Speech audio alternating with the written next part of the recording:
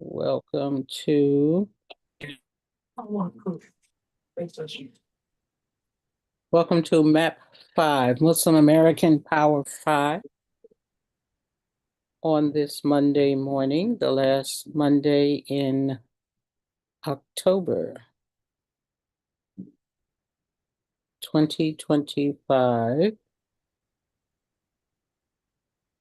And my two co-hosts will be joining us, I think, intermittently. Both of them are, they're the traveling political wonders of our community. So, inshallah, we pray Allah will bless them with safe travels. And we look forward to them joining us. My name is Amatullah Alaji-Sabrie. We are live streaming right now to YouTube. I see we have a Sister Sharifa Muhammad and Brother Ishmael family have joined us. Let us begin, as we usually do, with the opening chapter of the Quran, Surah Al-Fatiha.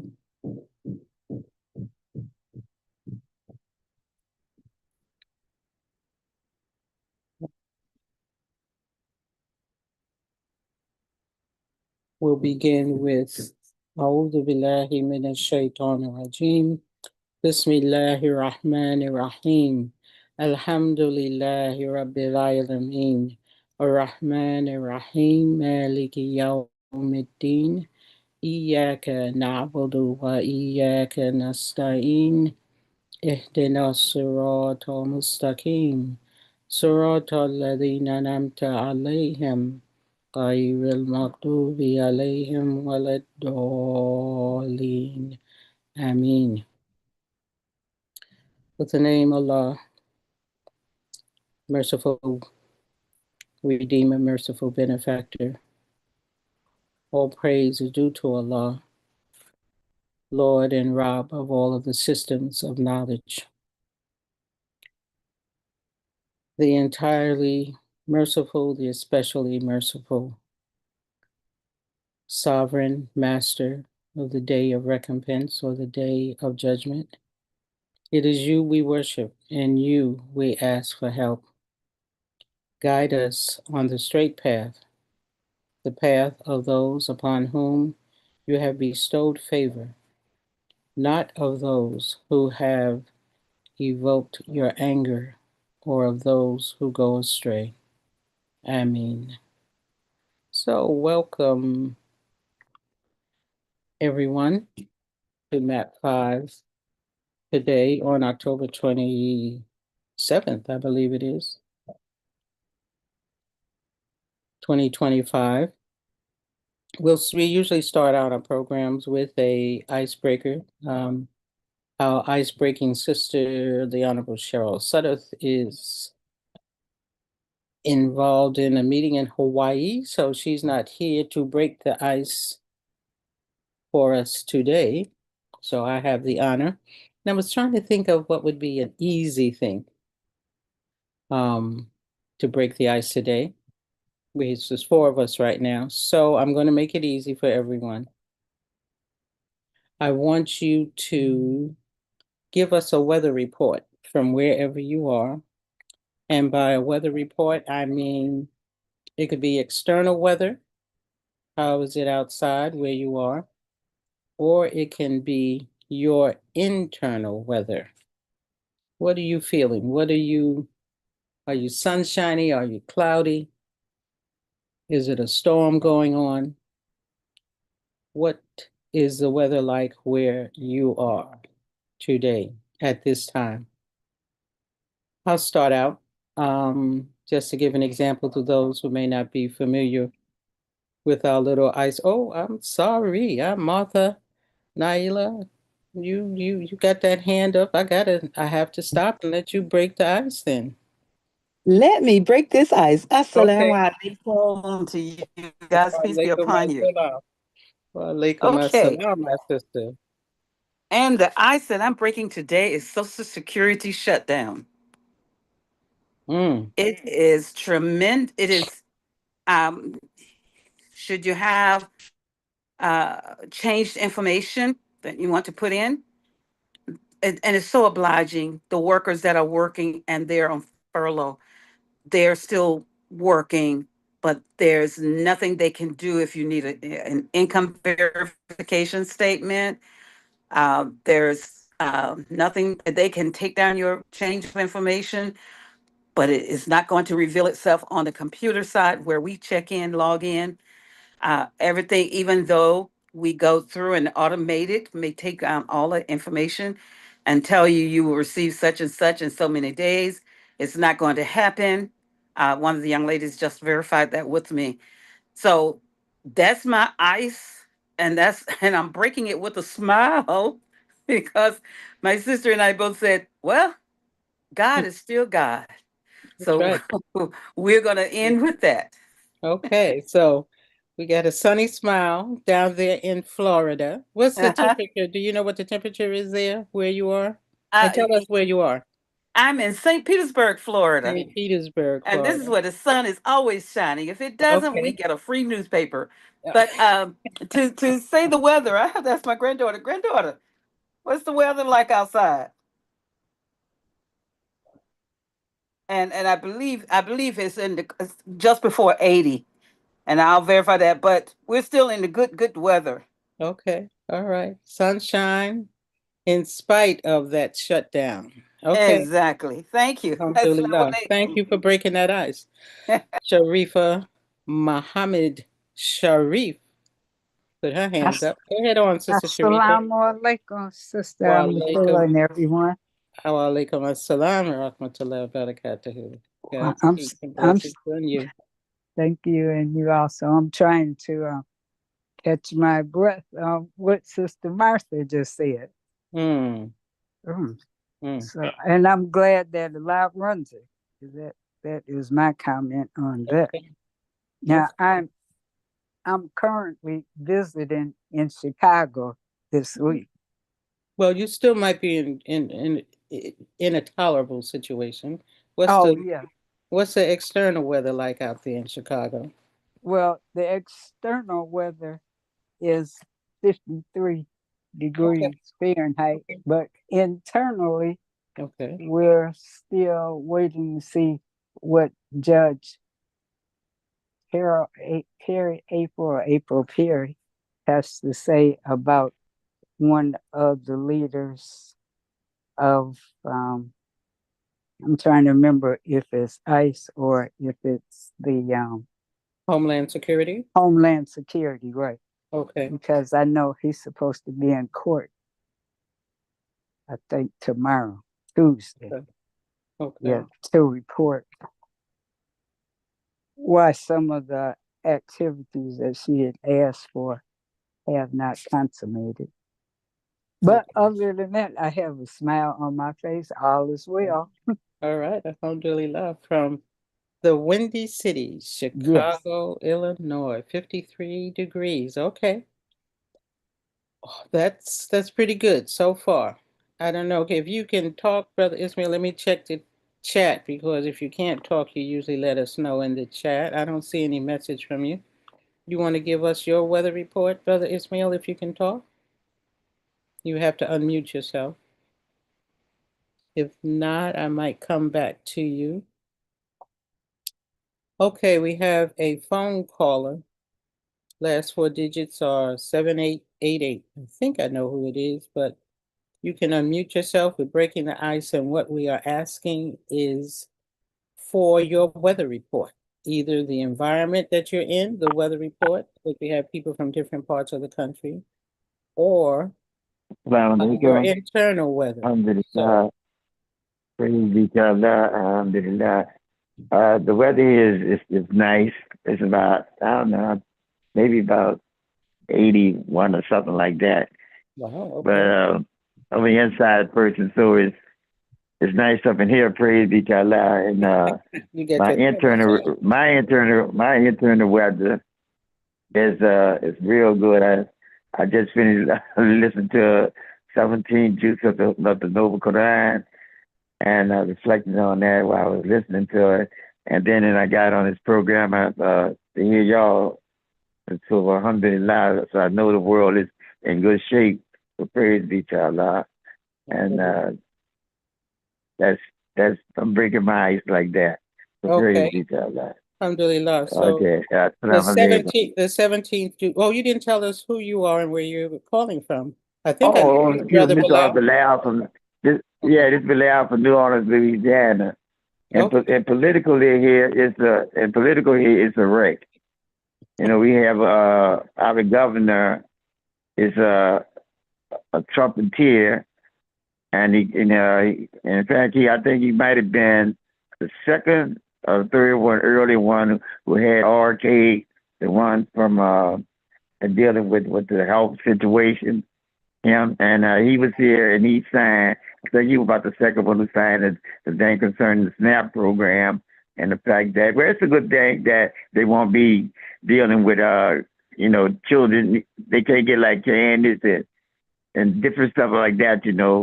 That unhealthy stuff that they can't get. But like I said, he's in Trump pocket and he doing legislation. He trying to turn. Let me see what he want to do. He want to turn this into a closed election. Yeah, he want to turn Louisiana into a closed election, and where you have, I think, how it go. The Republicans go one place. Those who won't vote for the Republican, they go one place. Then the Democrats go to another place. I think the other group, conservatives, well, they go to another place though, and that just divide things. And also, it deals with those who have money. They can fare out better because of the fact that they have the money that will kind of like help them out better because everything will be focused, their money be focused based on where they at, and also they got the redistricting thing that going on here in Louisiana, and it's a battle and a fight for that.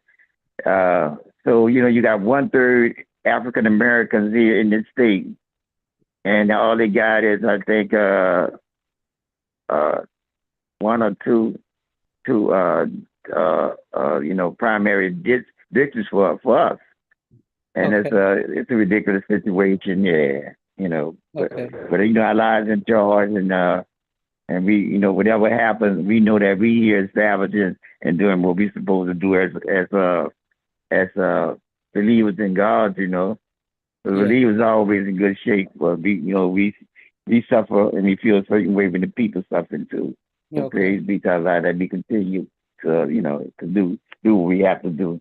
Alhamdulillah. Inshallah. Inshallah. Thank you so much Alhamdulillah. for sharing Assalamu alaikum. that, Brother. Walaikum assalam, Alhamdulillah. Brother Bilal. So we have two more people who have joined us. We have Haja Lala, and we also have Brother Muhammad Sharif. And we just breaking some ice up in here and wanted you to share with us, if you care to share either the environmental climate where you are. We want you to tell us your name, where you're calling from, or where you're zooming from. And either you have the choice or you can do both. What's the environment, the climate around you in your environment, or your internal weather report? Are you feeling sunshiny, stormy? Um, how does it feel inside for you? So we know how our participants are today. Brother Muhammad, you unmuted yourself. I'm so proud of you, Brother Muhammad. Got to that unmute. Go right ahead. All Gotta right, let you brother. break the ice. Thank you, Amatullah. All Alhamdulillah. right. Well, I'm feeling it's bright and sunny, and Oh, my wow. inside is bright and fun and Okay. sunny. Okay. Yeah, I Alhamdulillah. just got on the call, so I'll just listen for a little while longer. Okay. All right. Alhamdulillah. Thank you. So we have Haji Lala has joined us again this week. Haji Lala, do you want to unmute yourself and give us your weather report? I see you on mute. Yeah. Yeah, go right ahead. Alhamdulillah. Alhamdulillah. Well, the environment is cloudy, rainy, and I think we about 60, either 56 or 60. But And you're calling from Georgia, right? yes, I'm in Georgia. I'm Okay. sorry. I'm in Okay. Georgia. And it's quiet, very quiet around here, Okay. you know, Really and nice. it's just relaxing as well. Okay. And Alhamdulillah. and alhamdulillah, I'm doing well. Ain't no need me to complain because Allah got us, so no Yeah. need to complain, Right. you know. But what we got, we came from Allah. Right. Allah, And he has alhamdulillah. promised us that the believers will win through. So Yes, ma'am. we appreciate that. So You're thank you for that check-in. Sister Martha, I think welcome. I need you to make me a co-host so that I can do some little housekeeping things. Um, Okay, we'll do right now. okay.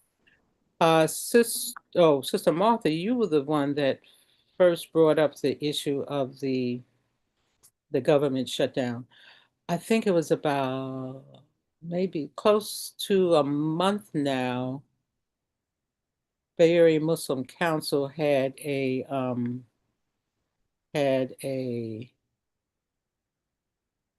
fundraiser and they had special guests on and or special speakers. One of them was Congresswoman Latifah Simon, who's from here in the Bay Area.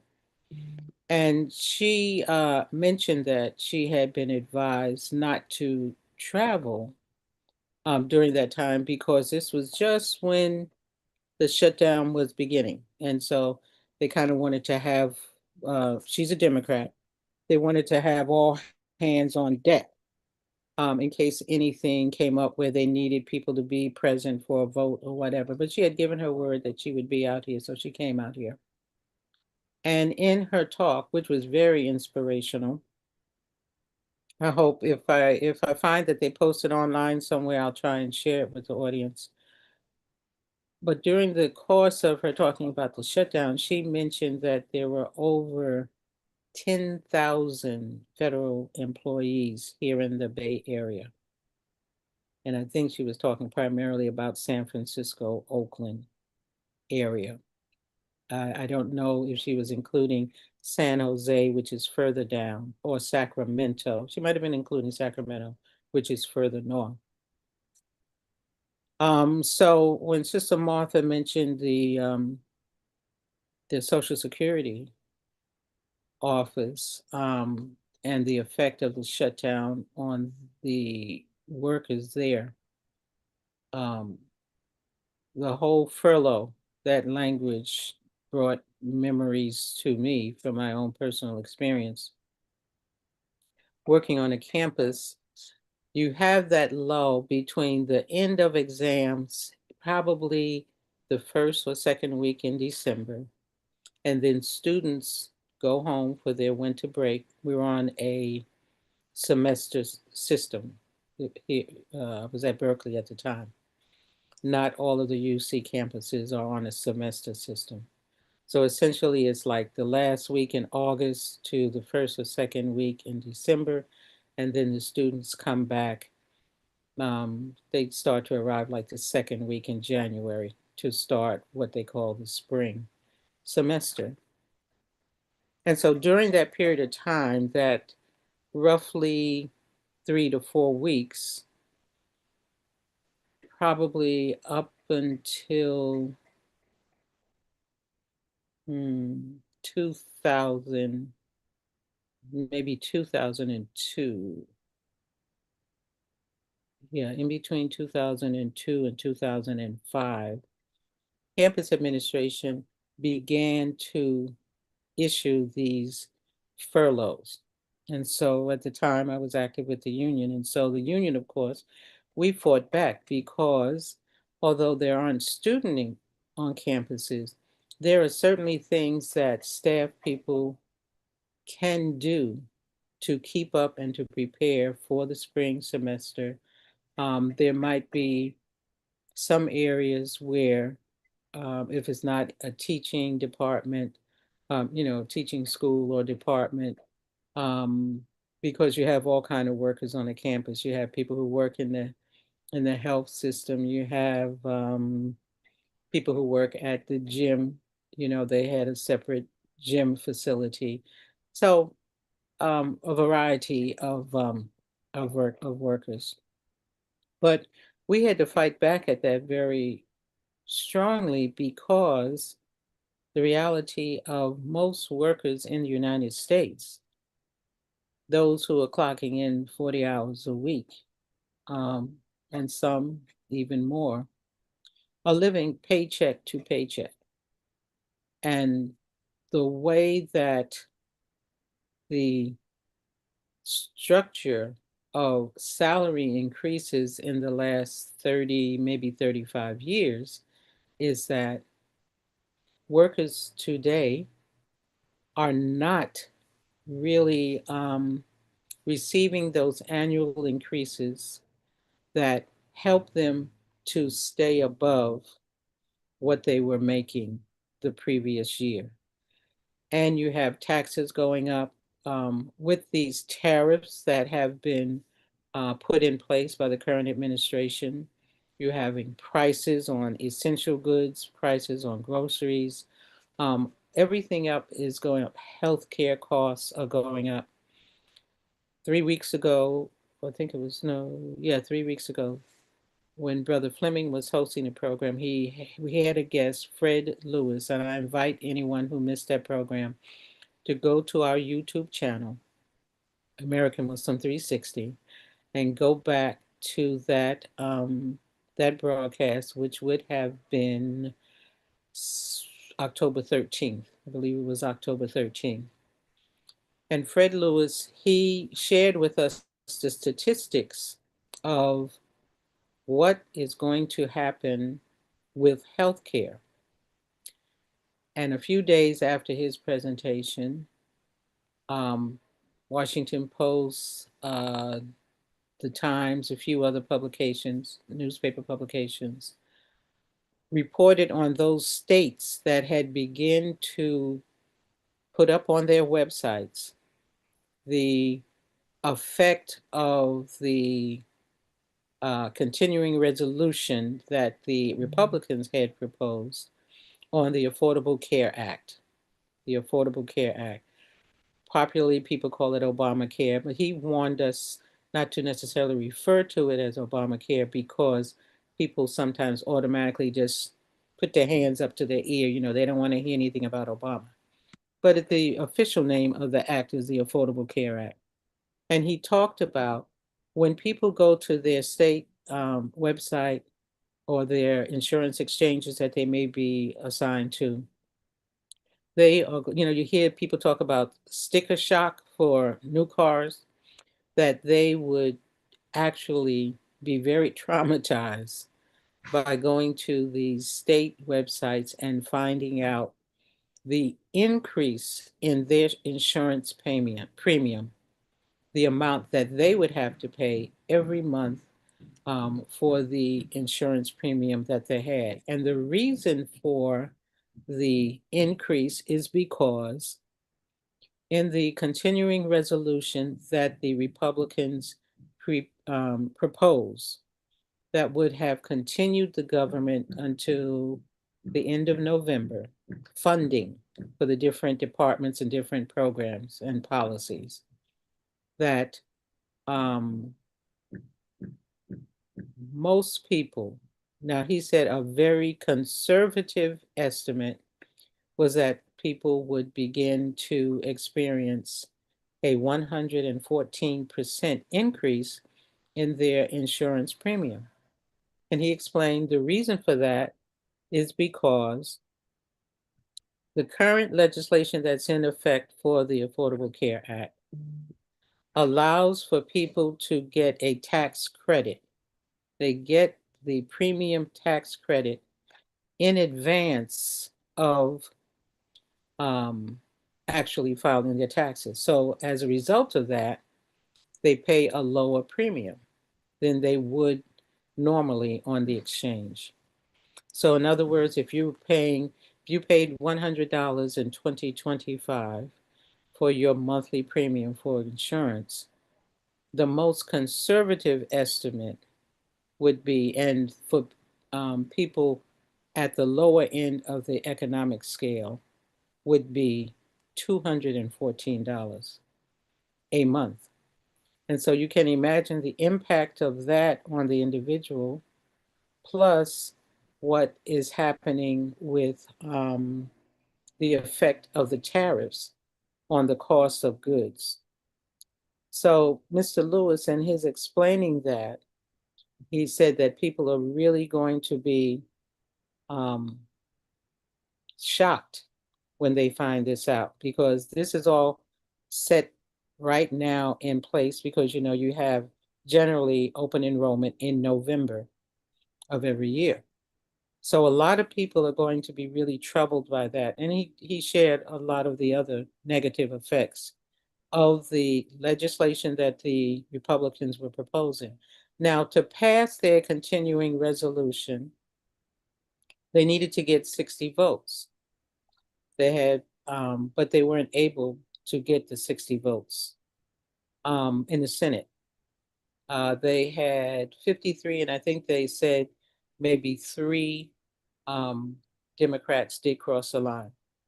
But the House of Representatives, they held. And so that continuing resolution did not pass. Remember, this is a funding resolution to continue the level of government funding until the end of the year.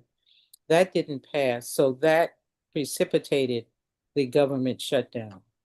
So you hear Republicans blame it on the Democrats. You hear the Democrats blame it on the Republicans for the current shutdown. Doesn't matter who is blaming what, the fact of the matter is the government suffers and the people of the country suffer. So, Sister Martha, thank you for sharing that bit of information of how the Social Security Administration has been affected. I'm gonna cut my comments short right now to check in with our brother Fleming El-Amin, who I see has joined us.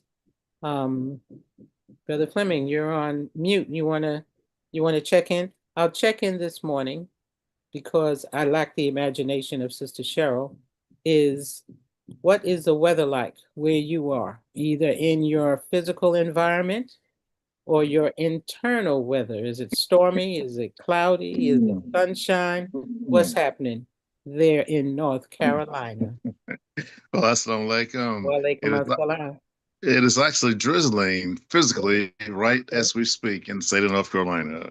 Okay. But there's internal sunshine in my life because I just got back from Mexico with my youngest son, who got married over the weekend, and it was a very festive occasion.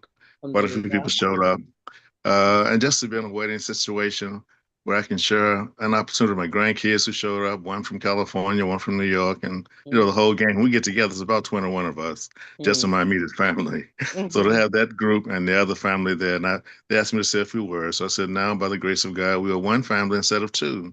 So let's learn and appreciate each other, et cetera. And then one of the kids asked me, said, Mr. El-Amin, are you a preacher? I said, well, not exactly. But thank you for the compliment, So that's my internal sunshine this morning, though I'm a little tired. I'm sad. I'm in two different meetings at the same time this morning, believe it or not. Yeah. I'm on the advisory board for diversity at Wake Forest University PA program, and we're having our first meeting in a long time. So I gave a little report. I told them I'd be intermittently coming on and off because I have an obligation for MAP5 also from 1 to 3 today. And it just so happened it's also from 1 to 3 for that program. We've done the roll call. I made my report. So I got at least 15 minutes to be with my sister here today, inshallah. Sounds good. Sounds good. Sounds good. Thank you for joining us. Is there anything that you want to say before you might have to jump off, that before I ask other people to check in? Yes, Go right ahead. One very, very critical thing. I think there's a culture right now of disappointment in the federal government, as it should be. But I don't want us to lose focus on this midterm elections coming up. And for some states, it's not even midterm. For example, New Jersey, they're voting for a new governor. In New York, they're voting for a new mayor. So the voting process has actually started. Even here in North Carolina, in some of your smaller municipalities around in Forsyth County, they're actually voting for the local elections, but it's not happening in the major towns. Why am I saying that? I don't want us to use an excuse not to vote. whatever your position is in the government, yay or nay, go to pots, whatever you feel about them, we got to participate in the voting process to ensure we at least have a representation of our own interests in government. So the whole month of November, December, the American Coalition for Good Government will be pushing constitutional knowledge, civic duties, and responsibilities for citizens. Please vote. Exercise your right to vote. And I know the outcome is not always as we would like for it to be, but to not vote is to give your opponent perhaps what he or she gains by you not voting. So participate, be engaged, and be demanded, and hold these people accountable. Don't just walk away. We had a terrible situation in North Carolina the other day. I just happened to be down in Raleigh visiting some family members and went by the General Assembly. They were voting to create another district, congressional district, for the Republicans. And even though it could be won by, Democrats, I'm not pushing any party, but this idea, you already have 11 Republican congresspeople and 3 Democrats. So why do you want to exercise this mean-spirited attempt to redraw the district lines to ensure that one other district will also perhaps have a Republican entity? That will not happen, though, if the people come out and vote. So voting is always somewhat of an ace that we can use to make sure that our representation reflects our interests. So let's vote. That's not just happening in North Carolina. Other states are having the same thing. And some are just trying to say it's a power grab, of course, by the number 47. And if you look at it strategically, that's all it is. It's a power play. If you trust the people, let the people vote. Don't you tell them what they can vote for. They should choose their leaders, not the leaders choose them, in other words. So by all means, brothers and sisters, please vote and get someone to go with you. In fact, we always advocate take 5 with you because we pray 5 times a day. Take 5 people with you to go vote, inshallah. I'll stop there and encourage everybody. Don't forget, your vote is your voice, and your voice is a means of expressions in this country. And if it's not what you want it to be, then work hard and make it like you would want it to be with God's help, inshallah. That's my 3 cents. Okay. 3 cents. You better make it. You better make it $3 because the inflation might be equivalent to those 3 cents. Yes. Okay. Thank you for that reminder. I've read an article, and maybe we'll discuss it next week, inshallah, if you are available. And this particular writer was saying that in terms of the Democrats with trying to push back on the Republican power plays of this redistricting, this particular author, his position was that the Democrats, it's in the numbers. They're not going to be able to push back on gerrymandering, and that is not enough. That's what he kind of felt. From what I got from the article, what he was talking about was that the population shifts favor these red states. And so because of the numbers, he was saying the math doesn't add up. So that even with pushing back, say like with the proposition that Gavin Newsom put forward here in California, even with such getting 5 more, it won't make the difference because I just saw the headline this morning, I believe, of the governor of Indiana called the state legislature into session so that they can redraw district lines. And so I think we should maybe explain for people who haven't been following this that the redrawing of those district lines are supposed to happen every 10 years as a result of the census being taken. So they're doing this mid that 10-year period. They're doing it after 5 years because of a fear that with the midterm elections that Brother Fleming was reminding us and encouraging us to register to vote and to actually vote in, that the narrow majority that the Republican Party currently has in the House of Representatives, excuse me, and even in the Senate. In the House, everybody is up for reelection. In the Senate, half of the Senate, I believe, is up for reelection. So they want to keep their majority so that they can have the presidency and both houses of the Congress. And we can see from the recent decisions of the Supreme Court, they got the court in their pocket also, so that they can just bum rush us and put through whatever legislation they want, whatever executive order they want that Trump wants to put out there without it being challenged by the court. So it's very important for us to keep apprised of that. And really, we have to, one thing that Brother Fleming and Cheryl and myself have emphasized is remember that all politics starts locally. Yes. So we can have our eyes on, we must have our eyes on what the administration, what the White House is doing. But it is even more important at your local level to be involved. That's the easiest place where you can be involved, at your local level. And in fact, after I have some more people to break the ice and check in, I'll share with you an experience I had Friday, Juma Day.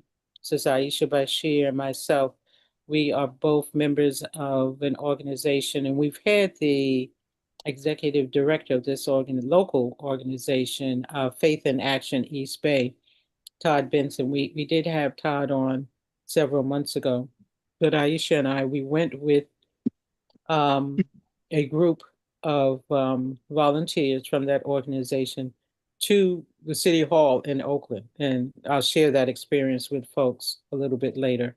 But I will ask those who have joined us who didn't have a chance to check in. I'll start with Haja Tawhida. We have Haja Tawhida, we have Amatullah Unrani, we have Edward Willis, and we have no name, but a series of numbers. I think that brother might be a brother Ali that you had on as a guest one time, Brother Fleming. And I think that is who it is. So Okay. Haja Tawhida, we'll start with you. And our check-in today was give us a weather report, either the environment where you are. Is it sunny? Is it raining and drizzling like Brother Fleming there in North Carolina? Is it a storm brewing outside?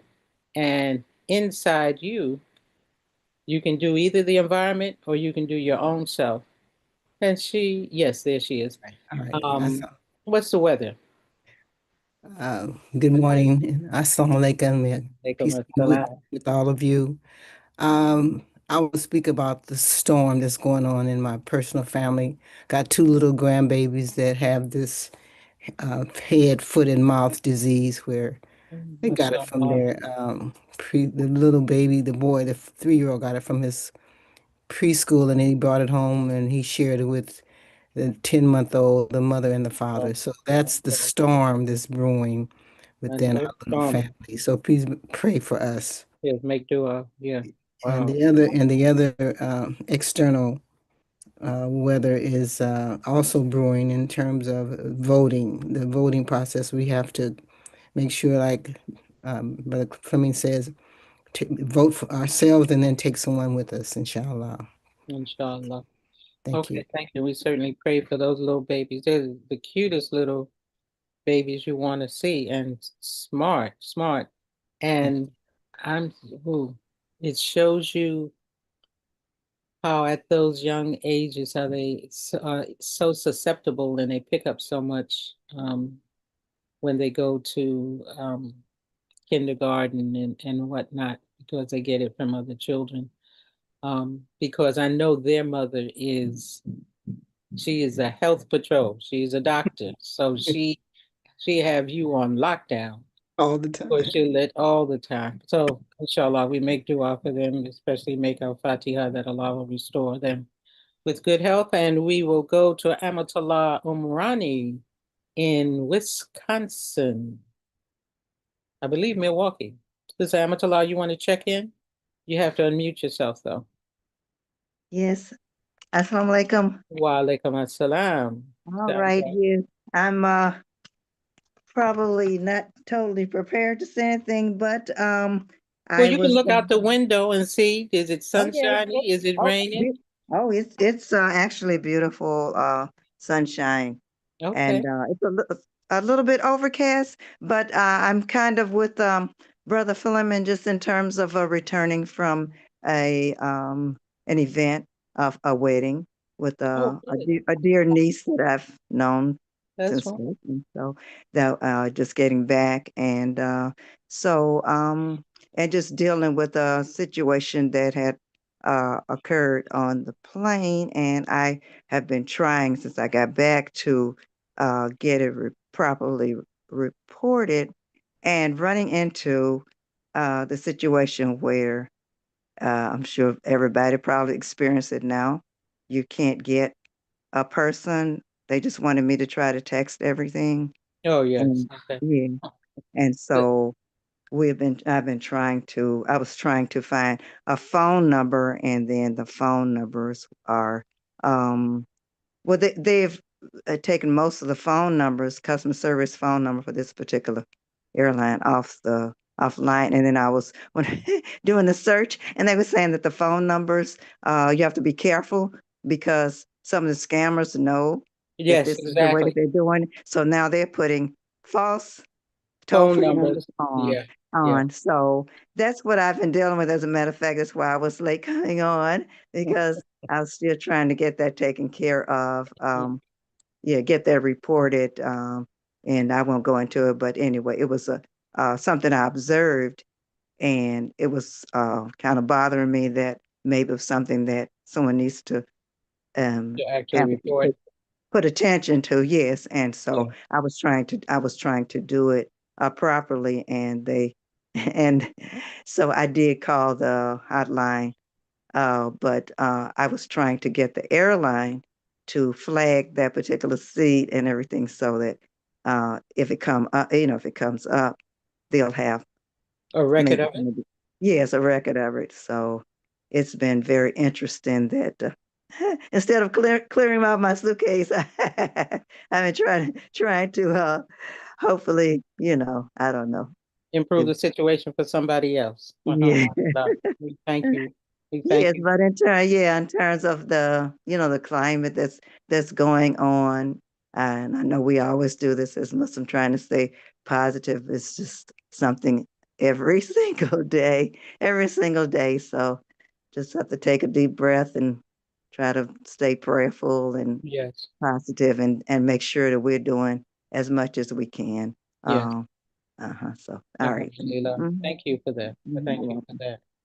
That's right. It is important for us to remain hopeful because Shaitan wants us to be despairing and depressed and all of that. We have to, when we find ourselves falling into that.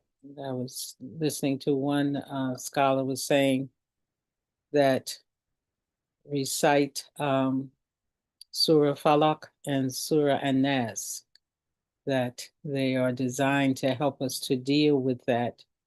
Um, not only just the whispering shaitan, but also those who want us to despair. So um, Allah gives us a medicine for every disease. Brother Ali, I believe you want to unmute yourself and give us your weather report. Are you in North Carolina too, Brother Ali? It says tap to speak. Okay. Assalamu alaikum. Wa alaikum assalam wa rahmatullah. Okay, yeah, all right. I'm still learning how to use this thing. That's okay. New phone. Yes, man. Yeah, thank you. Yeah, Bismillah ar-Rahman ar-Rahim. The weather here is raining in Atlanta. Oh, Atlanta, Yeah, okay. we got the storm. Look like it's rolling over here a little bit. But rain water is what we need. Right, right. Yeah. So we in good shape. We just Yeah, getting a little water there. yeah, okay. Yes, ma'am. Allah tells us about the fecundating rain, Yeah. and looked up the word years and years and years ago. And for those who haven't looked it up, uh, it's Fecundating. Any, I'll give you a clue to what it means. After the drizzling and after the rain, look at your grass or look at your backyard, Right. you'll know what fecundating rain means. Yeah. Inshallah. Yeah, inshallah. Inshallah. And you took a trip recently, Brother Ali? No, I was trying to take a trip today, this past, I think it was month here. But I had so many problems in the group that I was doing it with. It's called the Wealth Builders of America. Is a new group that we Okay, have in Atlanta here, and okay, they had got to the point where we're trying to go to support the ADDI, that's the African Diaspora Development Institute by okay, by the sister Arakana, and she was from Africa, and she was trying to help with the brother Ibrahim Torres that they got online a lot okay. now. You know, Mm-hmm. he's taking back his country and stuff. Yeah, So we wanted to Burkina go over Faso. there. Yeah, we wanted to go over and and support that. But just like how Satan will do, you know, he caused a lot of problems to be happening in the organization itself, promising the people things, and she got blamed for it and stuff like that. So the brothers, we came together and voted not to go. But I Mm, had already bought my ticket and everything, me and another brother, because we was going like security and trying to see what the citizenship piece was like, and try and talk to people who was in government. And everybody seems to want to talk just to the people who were basically you know, sponsoring or had something to do with the program. But they had a nice program they was going to give. It was an international conference to have different people speak as they normally do at conferences. But also, she tied in having a business boarding the buses that they was going to have and travel around and show all the new development in businesses that they were going to have mm, the diaspora to be able to invest in. mm-hmm. So, you know, that's one of the things that we really was interested in is wealth builders, Yes, um, trying to, you know, find out those things we need to yeah, invest in. But yeah, now with other countries since then now, and they speak English. This one here, they spoke French, so it's going to be a little difficult anyway. So um, I just got to deal with the ticket that I bought. I just now have it where I can go someplace else because I was thinking about hmm, was it Boca Tawana? Isn't it? Is that how you pronounce it? Okay. Botswana, Oh, something like that. Botswana. Okay. Yeah, Well, that inshallah. new president is really he's saying a lot of things and he's tying in with Burkina Faso, you know, Faso. Right. So I mean, that was a pretty good effort. I just learned a lot, you know. Alhamdulillah. But if we're going Well, to do those kinds of things, we need to have our business at what we're going to establish, and then we want to connect with other businesses or other associations. Then we go like that. But we have to have our own concerns out front.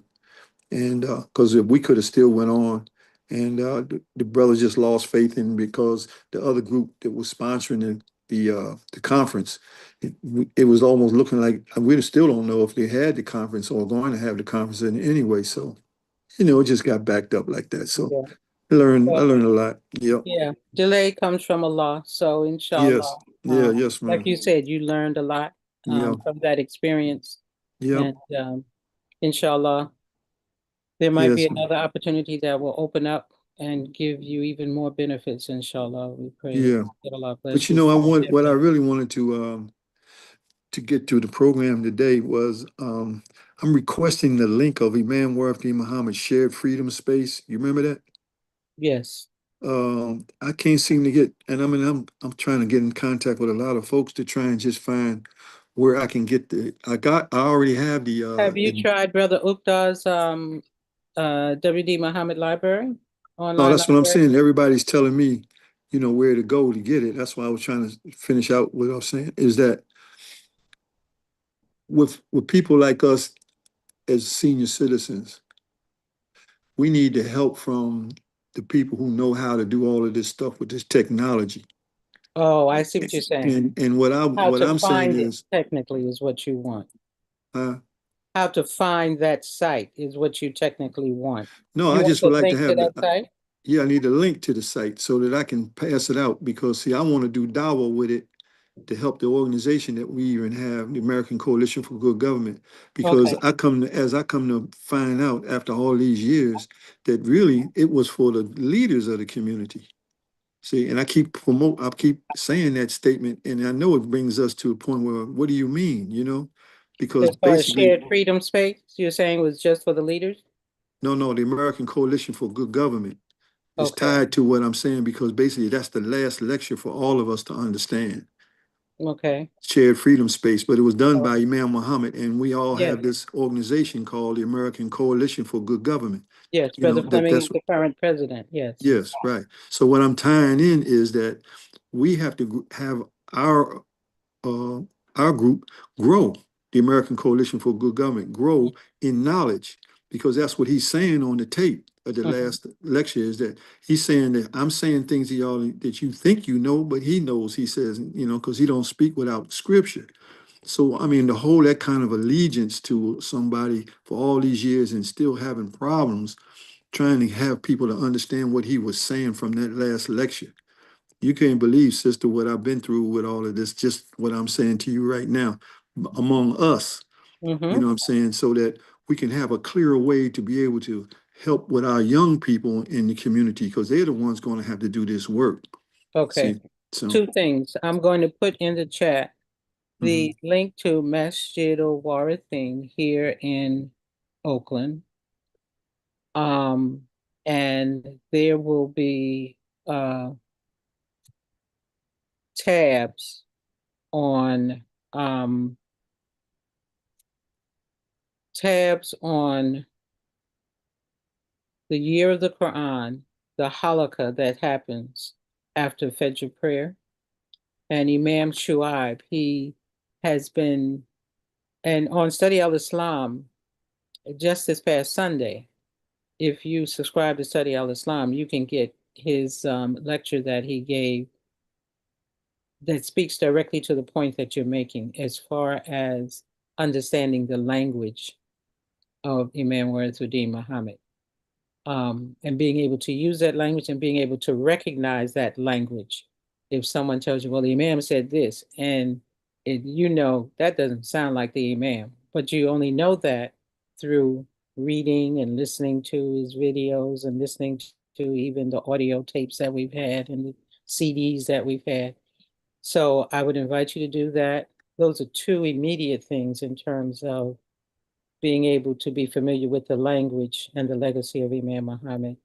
Um, and the shared freedom space, I will see if I can find a direct link for that to pass on to you or anyone who is on this Zoom.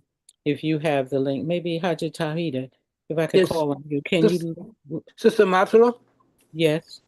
the brother, well, he don't want to go through a third party. He wants to go directly with the Imam said. He can get the lecture from W.D. Muhammad publication.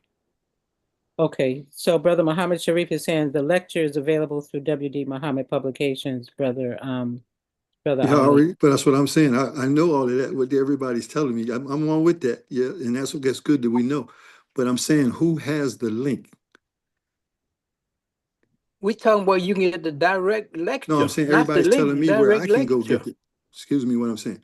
I know everybody's trying to tell me where I can go get the link. I've even had some people tell me I can go on AI and even get the information.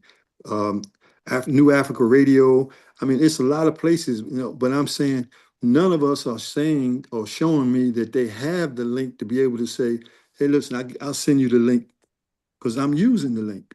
See, and I'm saying part of the organization seems as though we would have the link to be able to share because that's the last lecture that even created what we're about. Okay, It's yeah, citizenship. See what I'm saying? Amatullah Umrani put Yeah. newafricaradio.com in the chat. Just go to that link and see if you find it there. New What's it Africa, called? New Africa Radio. No, I've Oh, been there already. oh, you weren't able to find it Yeah. there? No, I'm saying no, it's there, but it's not in the link. You see what I'm saying? It's No, I not a don't link. understand what you're saying. What do you mean it's not in the link? In other words, I have to read something. Okay, Okay, so so now you you might click say on that the that's the link. link, but that's not the link that I'm talking about. I'm talking about the DVD link of it. Oh, well, a DVD is a physical Yeah, I have one. device. That's what I'm saying. Okay. So you're not going to be able to give someone a link to the DVD. You can give them a link to, like Brother Sharif said, a link to WDM Publications, and they would have to go to their website and order that DVD. Right, that's That what I'm makes saying. sense? But you know what? Most of the things that you see on YouTube, you got a link that you can get on to whatever it is. They tell you how to Okay, so you share have in to space. do me a Right. It favor, used to be on Tawhida. YouTube. Okay, okay. Tawhida, if you do me a favor, if you're able to, are you able to go to YouTube and search for Shared Freedom Space? Yes, I'll try. Okay, she'll try, and if we can find the link, she'll let us know. But I want to move on to Brother Edward Willis.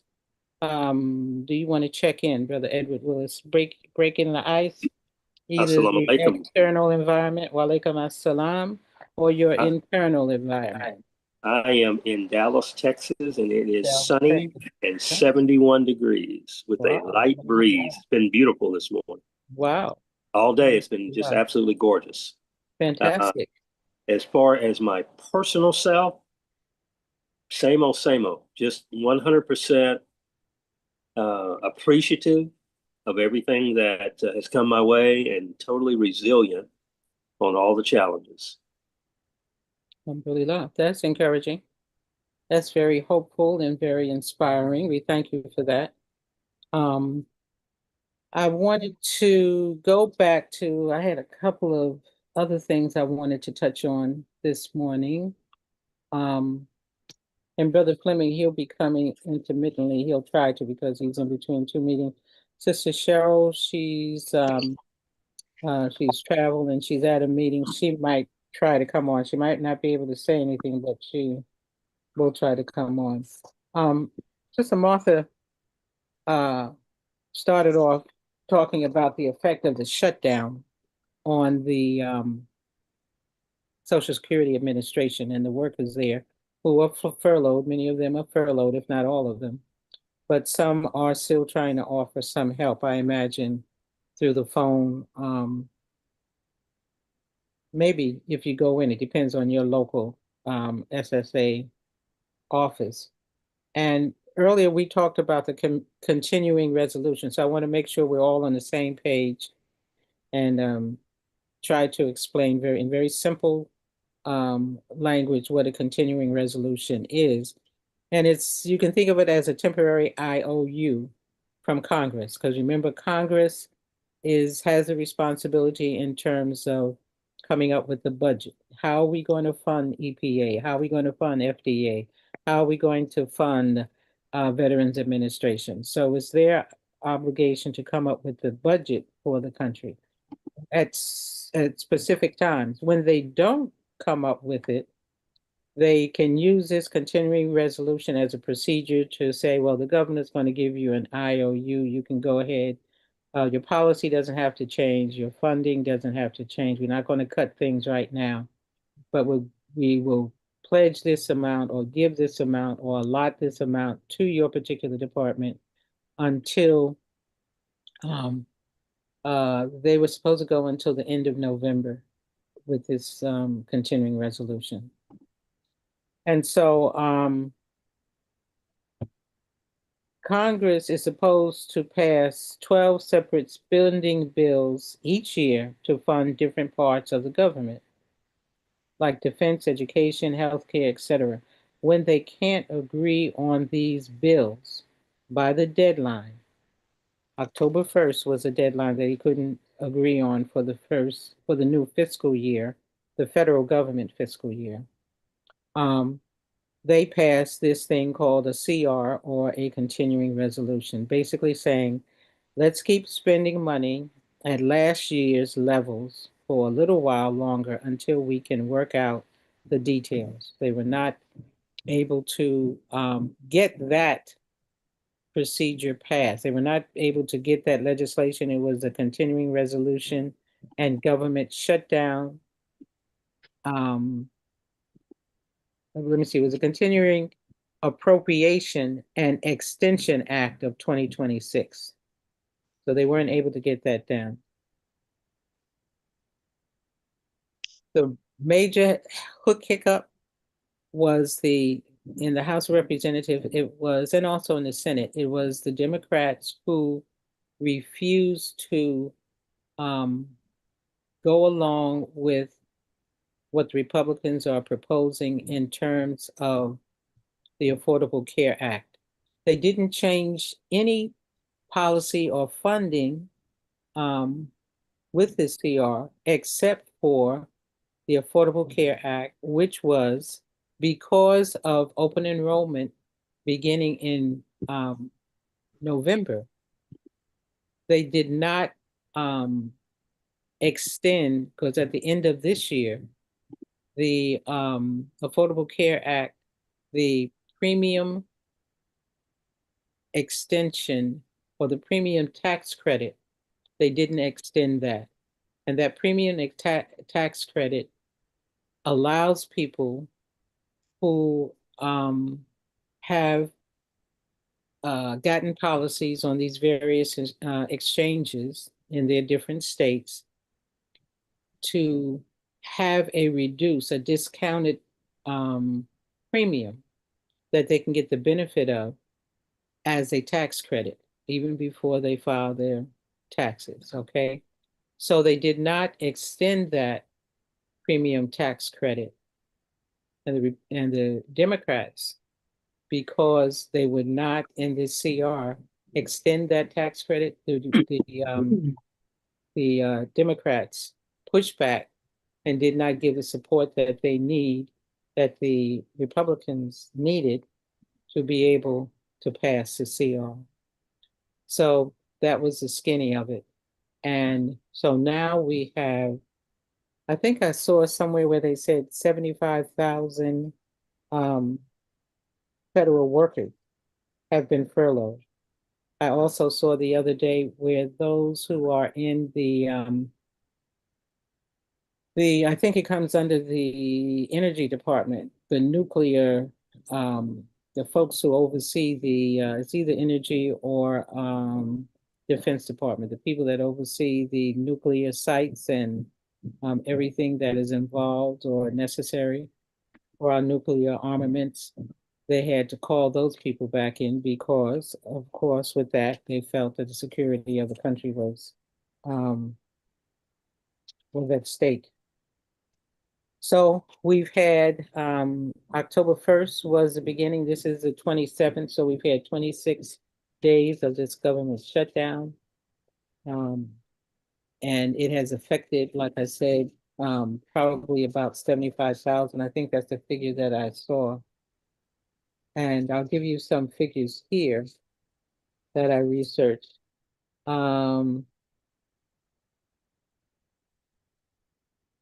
In terms of the health care, with that tax credit, these subsidies save health insurance for 3.8 million people at a cost of $350 billion over the next decade. So you figure what, 35 billion every year.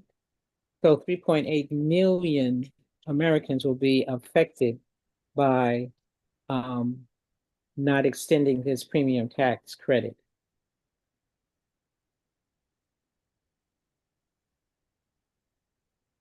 Okay, think of it this way.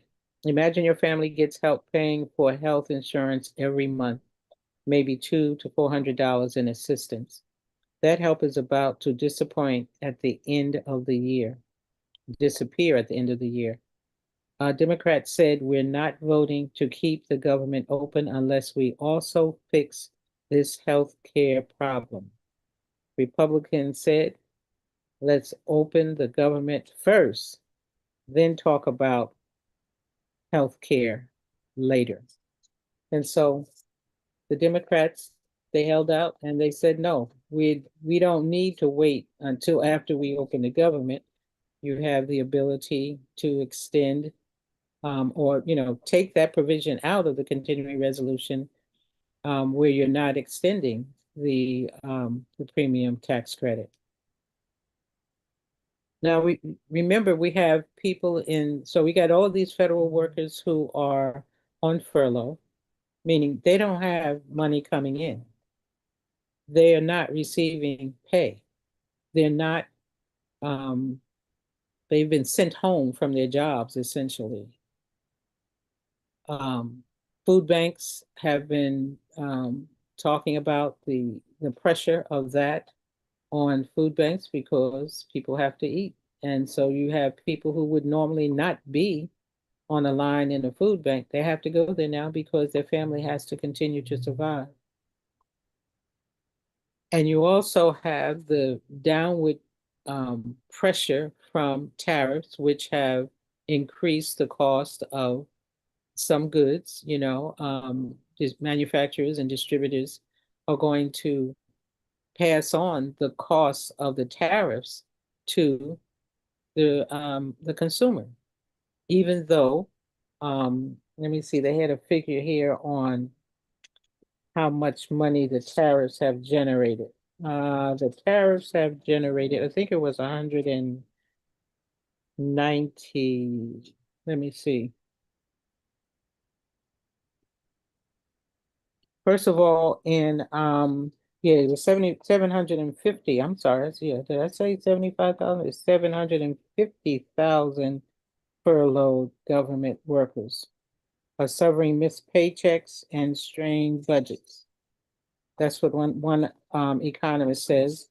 And he says that the effect, he estimates that each week of the shutdown would reduce the annual gross domestic product growth by about 0.1%, which amounts to about $30 billion. That's a $30 billion cost to the growth of the American economy. A White House Council economic advisor, his analysis estimated that the nation could suffer $15 billion in economic losses per week. So if we're in week 4, so that's already $60 billion of economic losses in terms of the overall economic health of the country. So this is, sometimes if we're not directly affected by something, they're just words on the paper. But we have to think about every furlough is a furloughed family. So that's 750,000 families that are affected by this government shutdown. And the longer the shutdown, the more impact it has on the overall economy of the country. So that's something that we should keep an eye on. And sometimes all of these economic figures and things that they throw at us, we might find it incomprehensible, we might find it boring, we might find it anything if it doesn't directly affect us. But in the long run, it does affect us because our neighbor might be affected. You might have a neighbor who is a government worker. You might have a neighbor who is a park ranger who works for or someone who works for the IRS, or someone who works for Social Security, or someone who is a air traffic controller. All of these people and the government services, someone who works for EPA, for the FDA, all of these situations, if we don't feel a direct impact, indirectly, eventually, because we're so connected in the structure of the society and even in the global context with these economic conditions, that we have to pay attention. So let's pray that, and let's work. Call your representative, or call a Republican representative. There was I think CARE had put out an alert. There was a young boy in Palestine. Who was a U.S. citizen that was detained, and they had asked for people to call. So when you call into their office, they will say, "Give us your district that you live in, the representative district," because they, legally they have to be concerned about their constituents. So even though I'm not in Florida, I called anyway because I wanted them to know that his action or lack of action was on the radar for not just his constituents, but people all across the country. But I had said when Fleming was on that I was going to share an experience I had this week with Sister Aisha Bashir, who is the representative of a new political group that has developed in the Bay Area called the Bay Area Muslim Council. This is a new organization, new position that Sister Aisha has taken on, but both of us are the members of a local organization that is part of a national organization called PICO. And locally, it's called Faith in Action, which is a multi-denominational, multi-ethnic ethnic organization. And Barbara Lee, for those who don't know, the former congressperson from, I think it's the 12th district, she was elected the mayor of Oakland.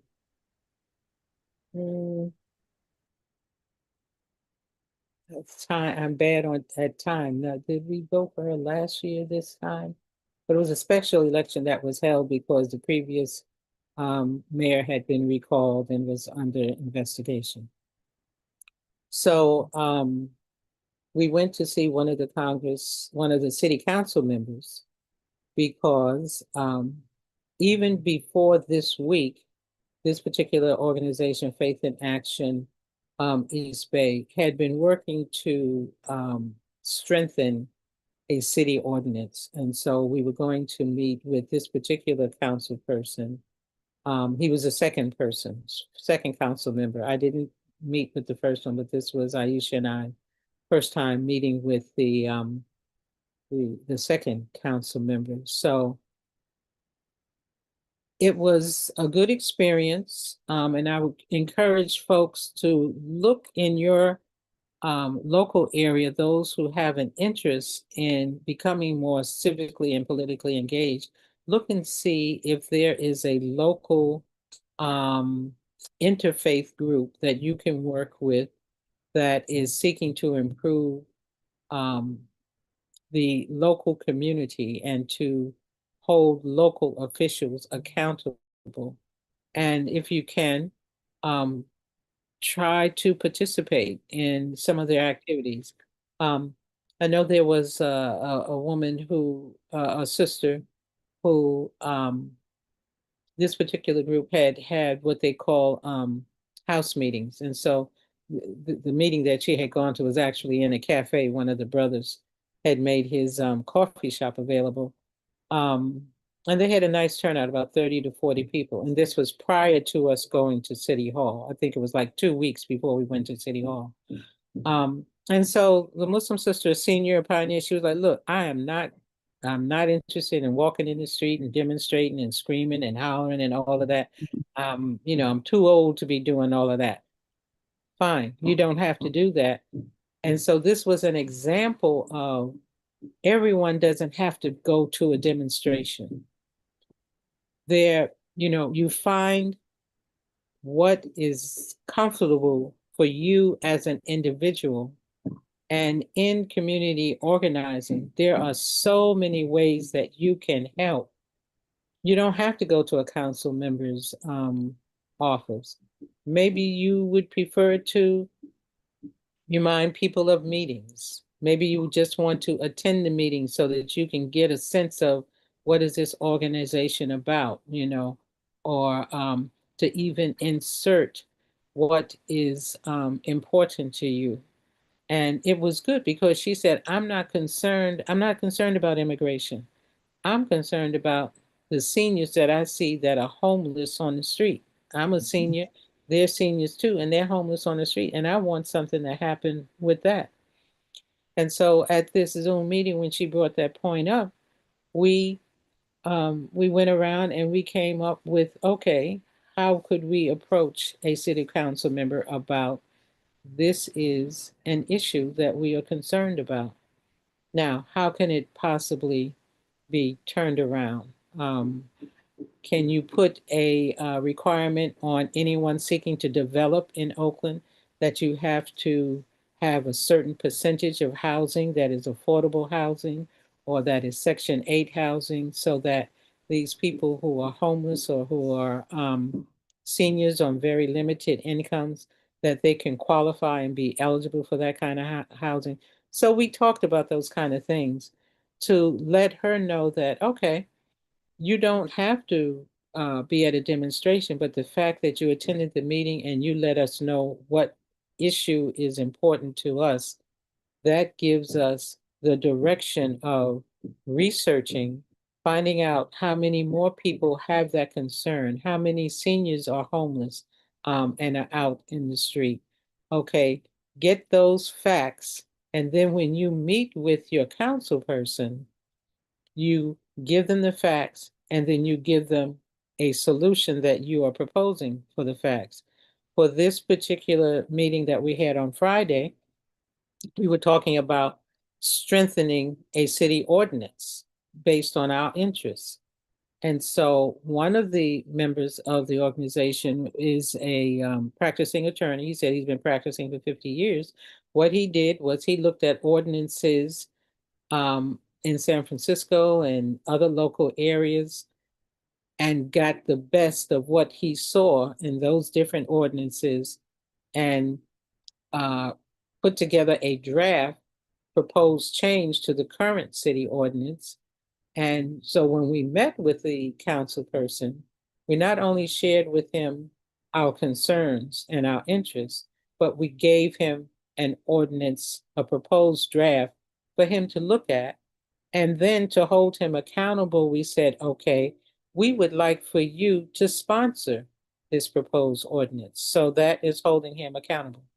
Now, he was a very open kind of council member. He's new. And for the most part, we were pleased with his response. He didn't say right away that he would sign on to it. He said, well, I have to look at it because we didn't get it to him in advance of the meeting. But we'll follow up with him to find out, okay, are you willing to sponsor this at the next city council meeting? If not, what is your objection, to try and see if we can turn his thinking around any particular way. So I was just sharing with you that process and that experience to encourage those of you who maybe have never experienced that to be able to look at your area, see what organizations, community-based organizations are available and that are doing something to improve the situation in your local area. Now, the thing for this particular group, one thing that helped them, I believe, to get in to meet with not just one, but two city council members is because this group has had a history of positive civic engagement and growing numbers in the area of civic engagement because they've been in existence for a number of years. And actually, it was a kind of a transition from a local Oakland group that had been in the community over 20 to 30 years. So the fact that it is a well-known group with a history of successes, that opens the door to your local politicians also. Because remember, every time they see one person that contacts their office or goes to their office or sends them a letter, in their mind, they're thinking, okay, that one represents 10 that haven't taken the time to do it, but they may share the same thought. So I wanted to share that experience with folks because it's important. And Brother Ali, Yes. Sister Haja Tawhida has put in the chat. If you go to the chat, she's given you the link to Shared Freedom Space, the audio CD, and the uh, looks like yeah, she's given you links there. Yeah, that's the To DVD. be here and the okay. So Is if that you the one? go, Is that what he's if you talking go, about? No, that's the DVD. I have that. I've been giving it out in our classes. brother, wait a minute, Oh, brother, wait a oh. minute, brother Ali. If you look under Amatullah's chat entry of New Africa Radio, Tawhida has given you the link to IWDM publications. Right. That's what this Yeah. is. That's what I'm saying. This is what this is. the DVD that you got here right now, it's come from the publication too. You keep on saying you want the link, so we've given you the Right. link to No, IWP and that's what I'm publication. saying. You're not understanding what I'm saying when I say the certainly am link. not. Right, yeah, okay. So let me just clear it up. I'm just trying to say, if we all can understand that when you go on YouTube, for example, with my phone right now, I can pull up a particular lecture. Have Okay, you then once tried I, that for Shared wait a Freedom minute, wait a Space? minute, let me finish this. Let me finish, because that's where we don't let it. Then once I pull, once I look at it on there, if I want to, it says down there, share. If I want to share whatever that I'm looking at on YouTube. Now, Right, Imam Wati Muhammad used to be right. on YouTube, He and I was still able is. to, and I used to be able to share that, but now it's been taken off.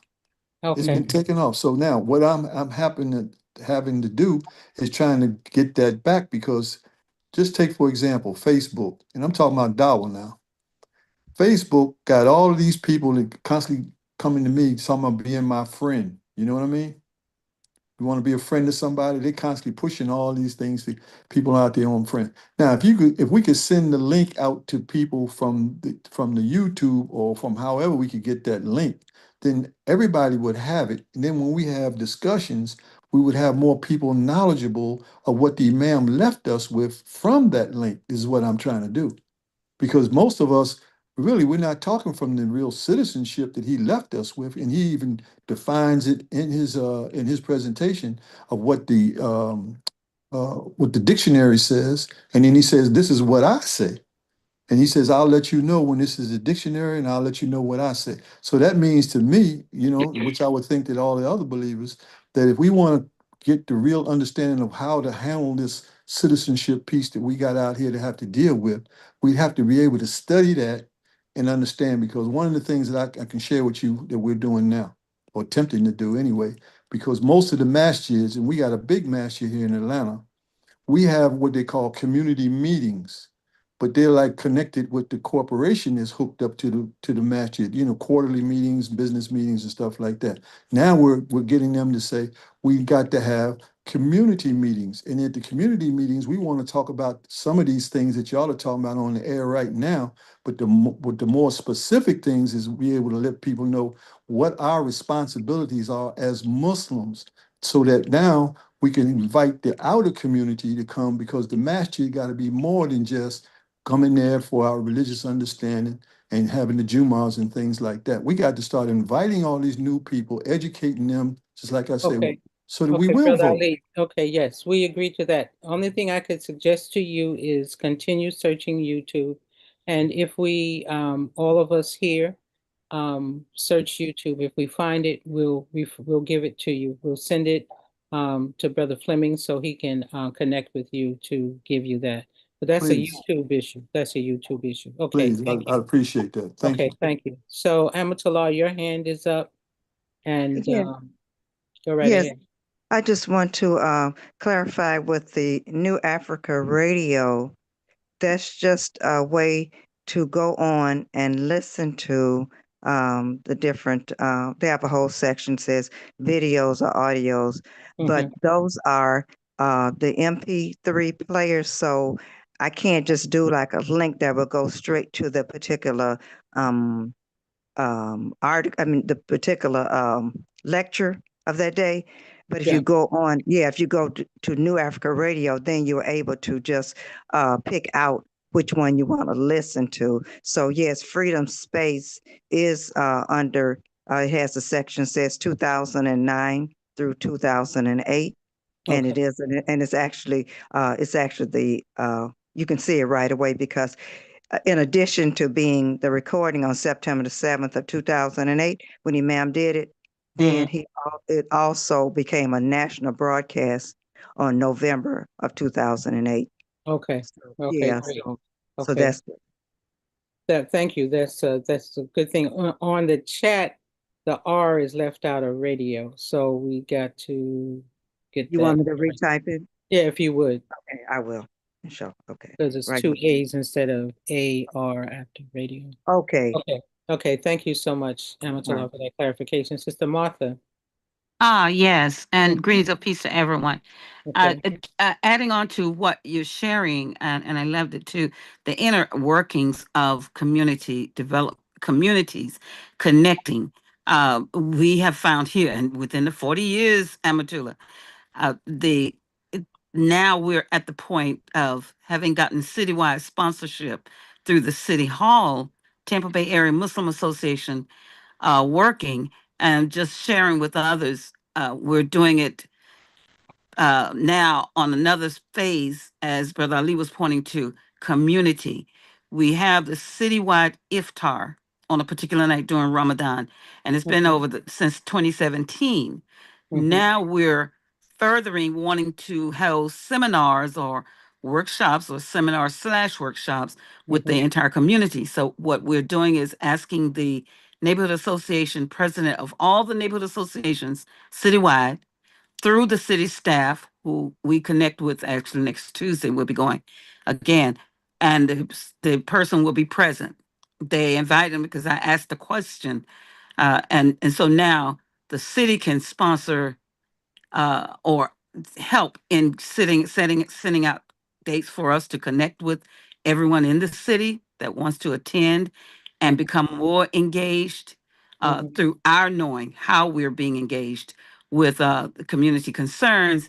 And then the masjid itself is a separate thing that we're wanting to form a radius, a demographic radius, so to speak, Mhm. or something relative to education, economics, governance, and social culture, so that we can have our reporting and status, and then we can have we're an extra arm to the city. So inshallah, that's how we're working.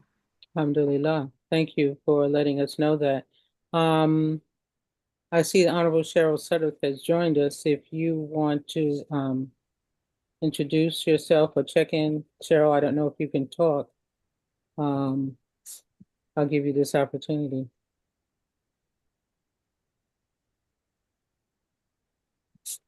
Assalamualaikum. Wa alaikum assalam.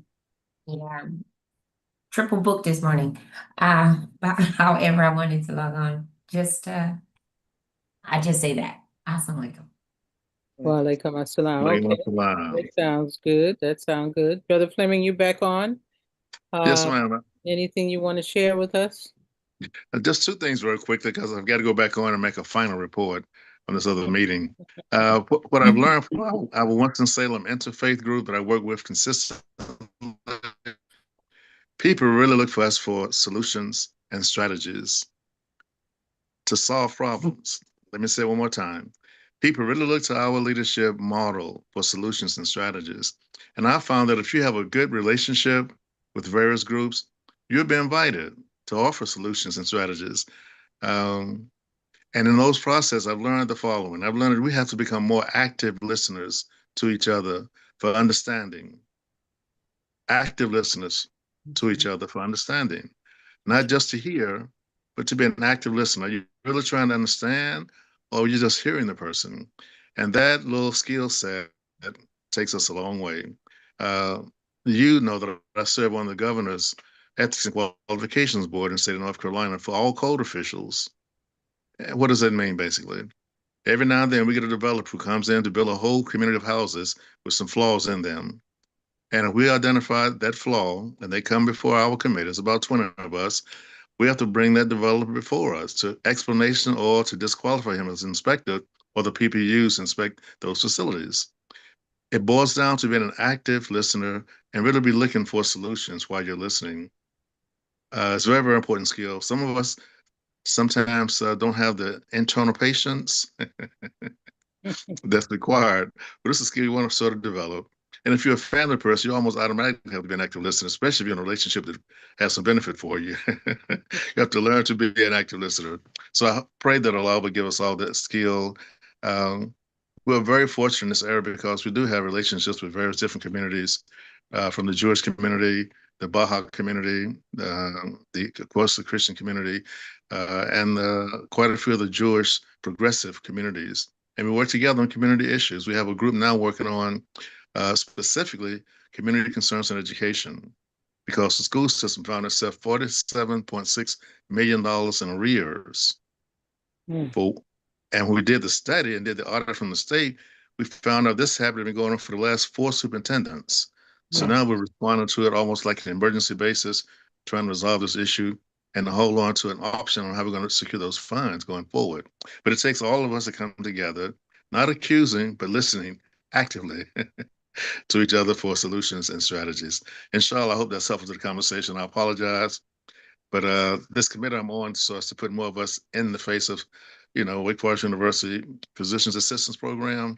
And we're trying to build that program up to invite more of us to become a physician assistants, which is a very, very progressive career to be into and very much in demand. And we need more of us in that category. So I'm on the board, so I need to go back and at least appeal to them and to get more of us engaged in that career choice, inshallah. Thank you very much, Sister Amatullah, and the listening audience. Thank you. So I do have a question before you go. So yes, ma'am. Is that saying that Wake Forest still has their diversity, equity, and inclusion program? Yes. Okay. All right. It's a private university for one thing. I can say a lot more about that, but that's a whole different category. Okay. They're under the pressure, not the same pressure of just a public tax supported institution only. Mm-hmm. The private school have some, just like Duke University, where my daughter is a professor at. They have some cutbacks on the research dollars, but it's a private university and they have huge endowments to maintain their sustainability in certain projects. But we can talk more about that, inshallah, going forward. Okay. In fact, we'll have, inshallah, we'll have Councilman Caleb Shabazz out of Atlantic City next week, inshallah, so I guess, and we'll talk more about that specifically, inshallah. Okay. All right, good. Thank you. Thank you. All right, then. Okay. Thank you. Brother Ali, I didn't find shared freedom space, but I did find a Imam's thing that says Imam W.D. Muhammad on building a model society, our covenant in America.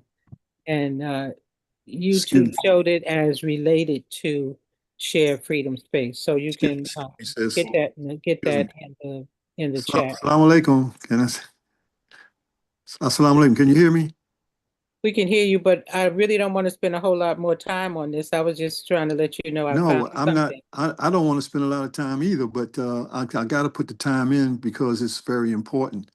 Because see, I'm listening just like everybody else is listening, and the sister just finished speaking about having the community more involved. That is one of the things from, if you really get this information and knowledge from Imam Muhammad for this last lecture, that's what takes us from his insight to be able to start doing these types of things. And now they're coming right in front of our face with new people trying to come in government to make change, but they need our knowledge. But if we don't have the proper knowledge, then we'll just sit around and keep going around and around and around with this thing. And we can have a way to really get some of these things done. But we're going to have to study a little bit from the leader because he left us with some real serious information of how, and not only just how to, to come together like that, because the masjid now is being used, at least in one place that I know, and I think Philadelphia is doing it too, whereby we're asking the leaders in the community, the mayor and everybody else, to start coming to the masjid on serious matters. Now, one particular serious matter that I think that we should be able to get them all to come to is what you just finished saying in the beginning of your program. We're losing jobs. Our sisters are losing jobs. We got food. We're losing Social Security, all that kind of stuff. That affects them. So now what knowledge do we have that we're going to give them from our religion is what I'm saying. And I think that's the point that I'm trying to make is being patient and all the things that my brother just finished saying, because we're constantly being patient, but we're not putting any effort like the social responsibilities that the imam is talking from citizenship. That's all I'm saying.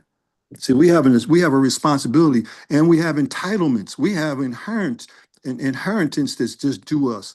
And we're not even telling these people, they don't even know either. I don't care if they are the mayor. And that's what the imam is saying too. Very few of us, and I'm 82 years old, ma'am, and I don't remember any time that they taught me citizenship in school. They taught me civics and that kind of stuff, but not the citizenship of Imam Wafdi Muhammad, what he was saying.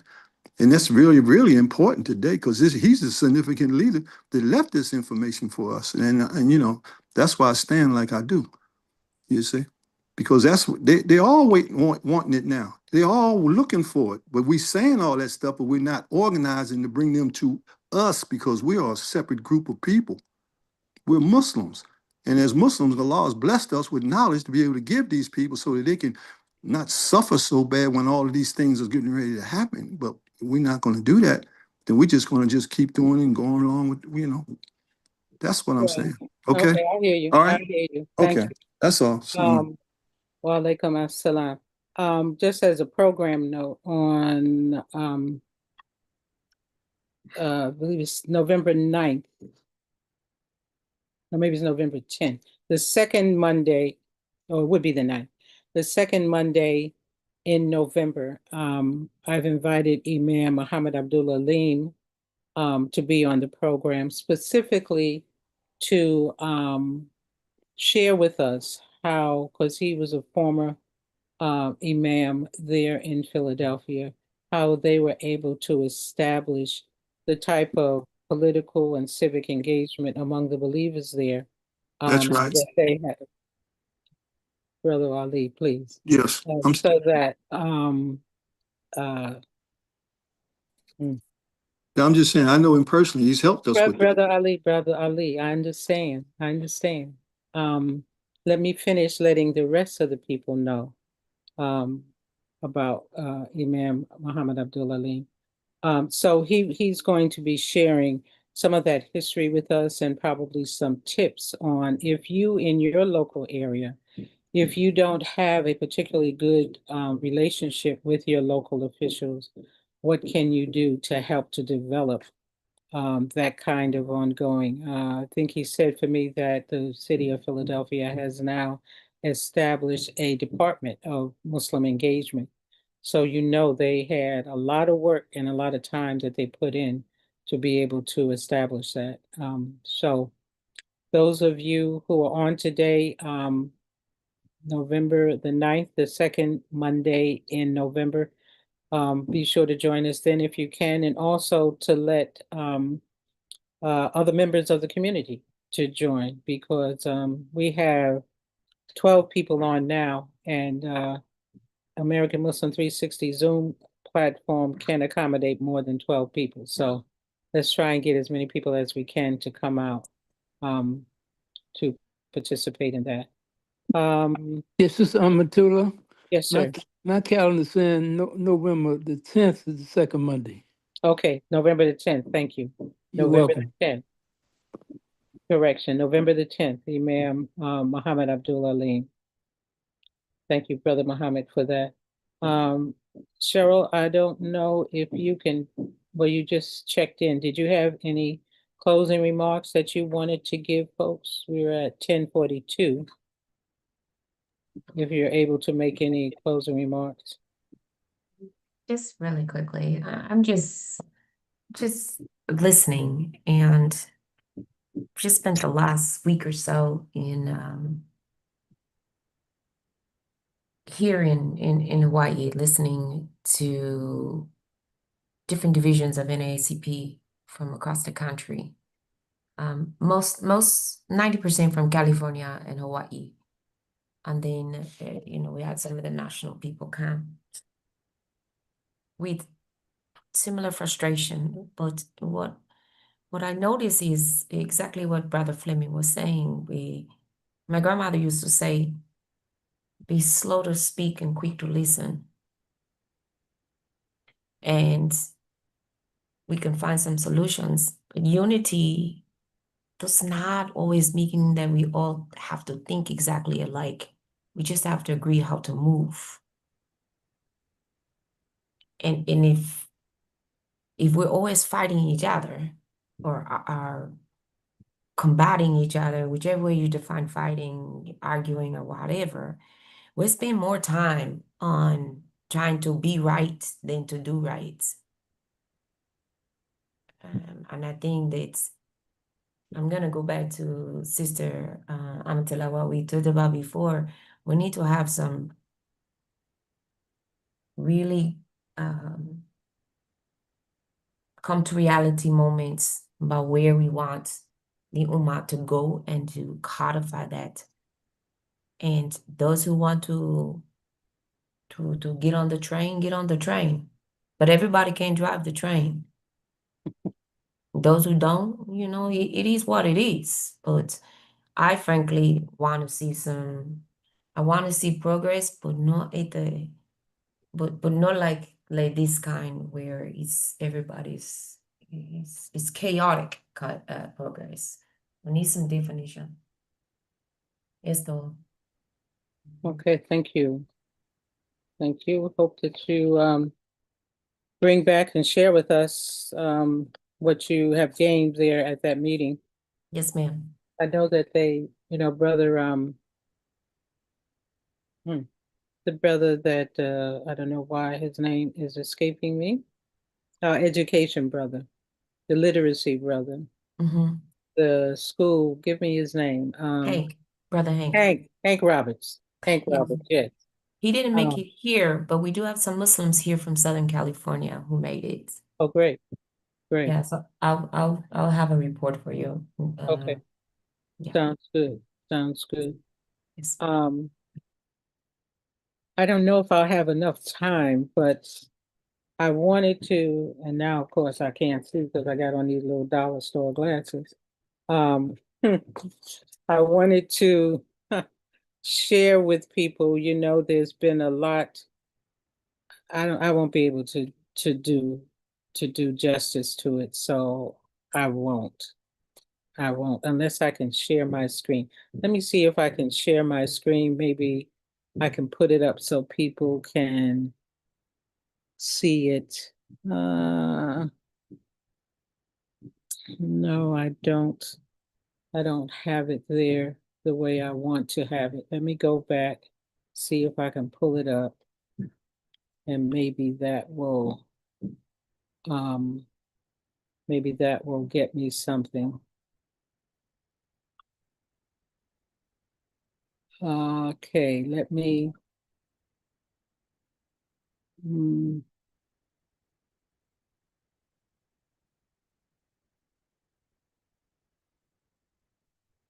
We know a lot was made out of the ceasefire, which they started violating the very next day for these different kind of ceasefires that they've had in Gaza. And there was a lot of talk about the 20-point agreement and then this meeting in Sharm el-Sheikh in Egypt. But what the headlines didn't come back and say was that the majority of the Muslim countries that were in attendance did not sign on to that initiative that 47 came away with. I'm trying to pull up. I actually had the 20-point program with the 20 points that Trump had put out there.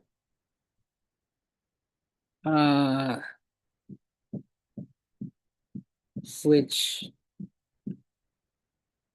there wasn't much coverage of the specifics of that plan, but I'm not pulling it up. Let me see if I can. I would tell people if you go to the BBC, they had a coverage of that plan. Trump's 20-point Gaza peace plan in full. The BBC has it on the 9th of October. So you can search and pull that up. And I think it would be very interesting to see how Trump's skill, his White House skill in controlling the narrative. I'm sorry that I'm not able to pull that up because it was very, very interesting. And it's just, and close to that particular, let me see if I can do Gaza peace plan, if that'll bring it up.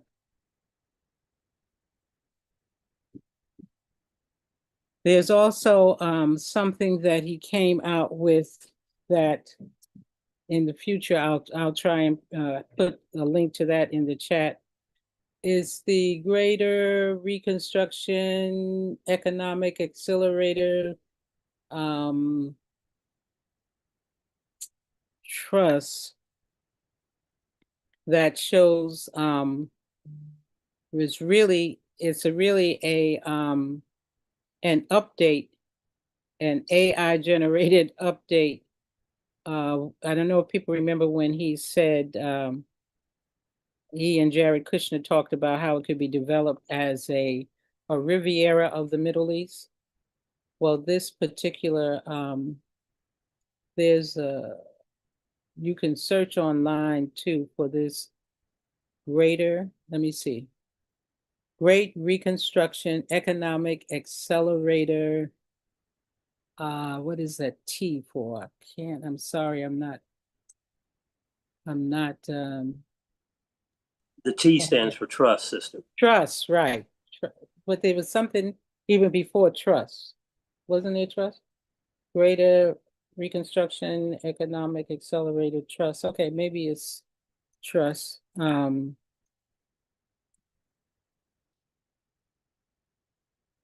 it's I'm sorry, brothers and sisters, I can't pull it up. I can't pull it up.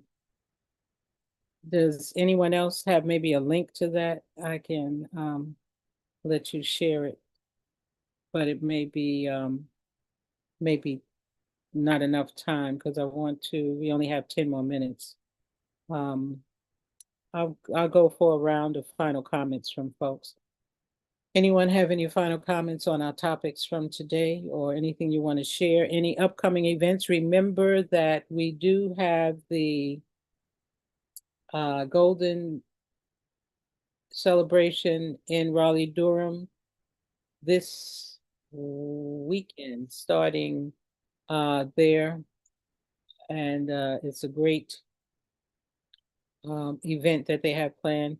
And Brother Abdul Wahid had said that they're also going to try to make available a virtual links for those who aren't able to attend this coming weekend. It's October 30th to November 2nd in Raleigh and Durham.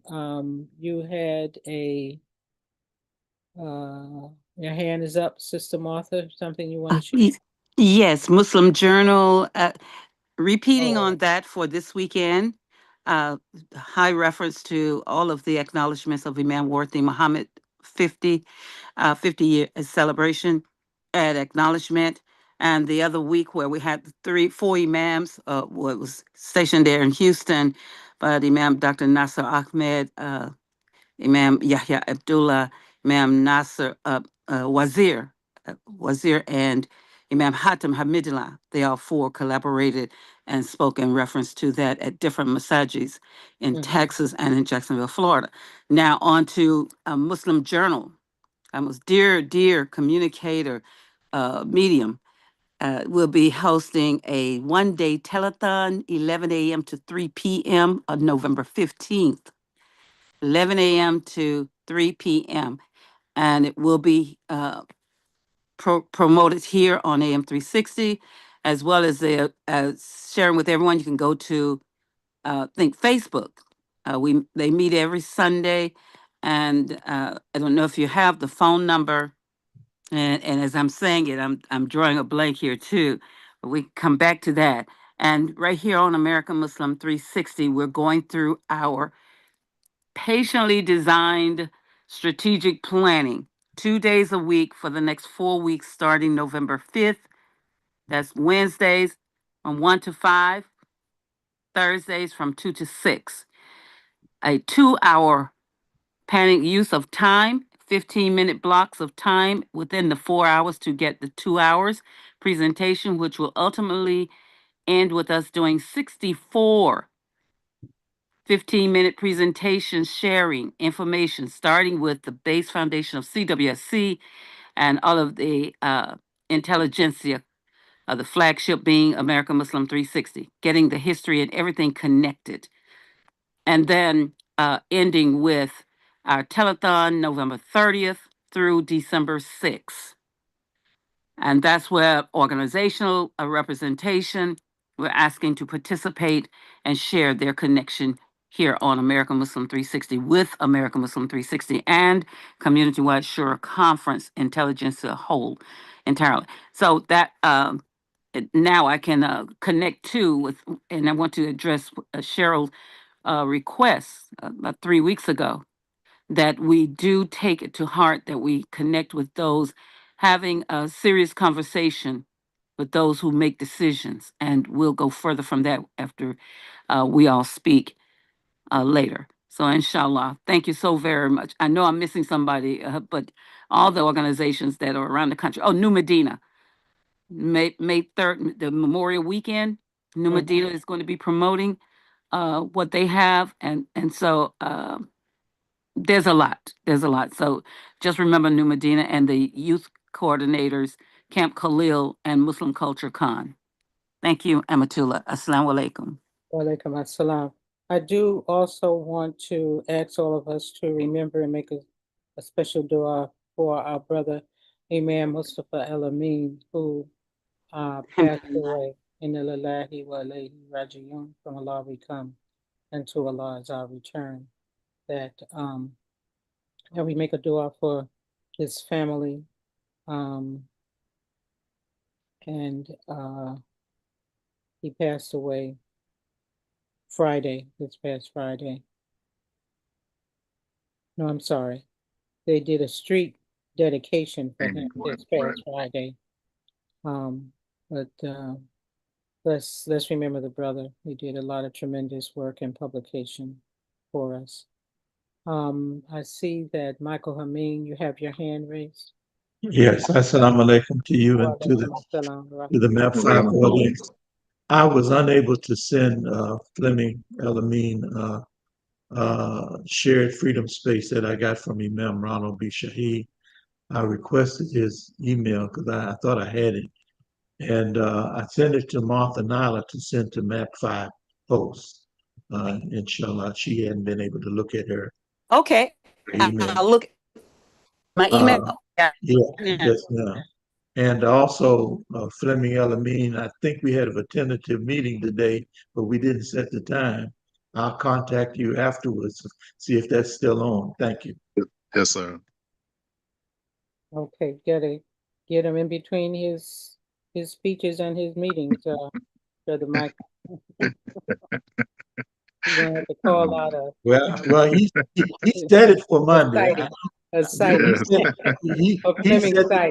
He set the time, so I'm just checking in. Yes, sir. All right, Brother Mike. Cheryl, I see you came on screen. You have something to say? Yes, ma'am. Go right ahead. I do have another request, Sister Martha, Sister Amatullah, and Rani. And I've been noticing this. I go to a lot of meetings, conferences, conventions. And my request is that I don't see us in the media space at any of these conferences, at any of these conventions. And I think we need to be. And most often, you can apply for a media pass or have somebody apply for a media pass. Now, I can get a media pass. I just think that having a presence at these big meetings and conferences, whether it's environmental, civil rights, whatever, is imperative if we are going to work collaboratively on the issues that are going to liberate our communities. All of us are dealing with the same kind of struggles. And so it's disappointing to see all these other small, communication outlets and networks, but we don't see us. And when I'm saying us, whether it's AM360, CWSC, Muslim Journal, whoever, we need to be there. I see sometimes independent journalists, but they still don't have on a media pass. And having that media pass gets you access whether it's the Democratic Convention, the statewide, environmental caucus, the technology conference just came from San Francisco. Whatever it is, we need to be in those spaces, not only, elected and appointed officials or interested audience members, but as the media, so that we can write the narrative from our own perspective. Just wanted to say that. Es todo. Okay, thank you. Fleming, you look like you wound up for another 3 seconds. We'll try to make it 2.5 this time, inshallah. I wanted to share just one quote from Imam Muhammad's book entitled Attaining the Ethical Society. I think it's most appropriate for our discussion today. And I'll read it very specifically and as quick as I can. It says, respect the aspirations of the individual. The Quran says, so each of you is a goal to which God is turning you. You may have an interest in politics. I have an interest in medicine. Or you have an interest in art. I have an interest in industry, etc. We all have these different interests. You may want to be a performer on stage or a carpenter, maybe a dentist, all of these different interests. God has told us that we have to respect the individual aspirations of people. That is what God is telling us. This is to the leadership. This is not to the average person. When God tells us these things, he is talking to the leadership to tell them their job is to help the average person. And I just want to echo what our sister Cheryl just said. I work with Dr. Barber and other groups, Dr. Scanner around the country, and it's at minimum disappointing when we're not there in the media section reporting what's going on. And I'll be very specific. Most recently, we had an event in North Carolina, and I was asked to lead a delegation over in Greensboro to address Senator Tillis's office. So we have the rally first, and we have impacted people speak, and then they identify leaders to go speak to the senator. So my job was to organize the event, contact impacted people, et cetera, then go up to the senator's office and make the appeal. Brother Mustafa Shabazz came, and I was there as the leader of the organization, but not another Muslim was there. Now, I don't know if we don't have the interest level, but we've got to show up and be a part of the narrative going forward. And I'll stop right there. Inshallah, we will get there. It is my hope and my aspiration that we'll get there and be there, not just show up, but be there and be a part of the narrative, inshallah. That's all I can. And make a contribution. Yes. Contribution, because so many people don't really know where we, when I say we, I'm talking specifically now about the those of us who are in the Association of Imam Muhammad's leadership, exactly where we're coming from. And they are really, I think, my experience has been some of them are really astounded when they find out positions that we share, or even if you're in the room and you can ask a question that we may not think is necessarily an earth-shattering question or an important question, or